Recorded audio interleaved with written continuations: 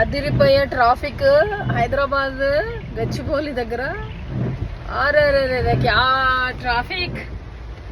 అరే అరే రే రే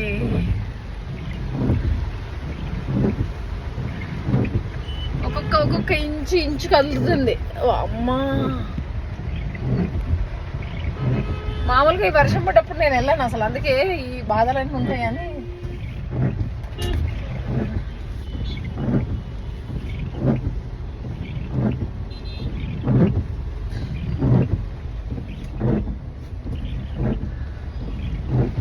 బాప్రే,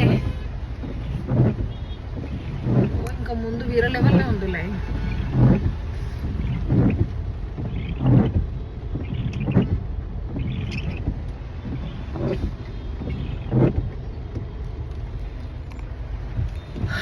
అలా ఉంటుంది.